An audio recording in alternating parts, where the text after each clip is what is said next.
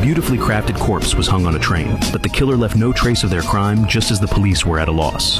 A second art piece appeared. The only difference this time was that the killer left behind a signature. The artist, the sheriff suddenly remembered that 5 years ago, a serial killer calling himself the artist had turned his victims into sculptures, but that criminal had long since been captured. What do you mean? Officer Lisa, however, believed that this new murderer was merely a copycat. So why not go straight to the original artist for help? Perhaps he could provide useful clues when Lisa arrived at the prison. The artist seemed to have expected her visit. He even called out her name before she introduced herself. Lisa ignored it and immediately showed him photos of the victims turned statues. She pointed out that the killer used the exact same preservative formula as he did, which meant that this copycat must have some connection to the original artist. The artist responded with a slight smile, then agreed to assist in the investigation. On one condition, he wanted all of his past art pieces be moved into the prison. That way he could compare them to the new works and find inconsistencies. Lisa quickly fulfilled his request, recreating his old workshop inside the prison. Analyzing the crime scene photos Lisa provided, the artist noticed something odd.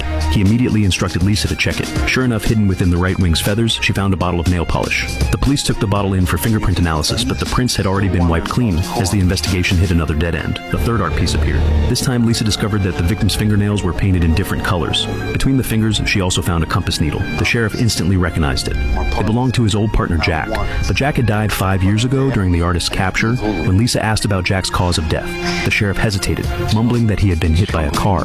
Lisa immediately realized that he was hiding something. Soon after, an even more bizarre artwork was found. Examining it closely, Lisa discovered a sundial placed beneath a candlestick. Remembering the compass needle from the previous victim, they immediately placed it on the sundial. After a few spins, the needle pointed to a puppet painting, removing it.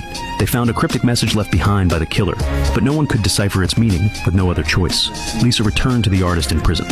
This time he made another demand if she wanted to uncover the killer's identity.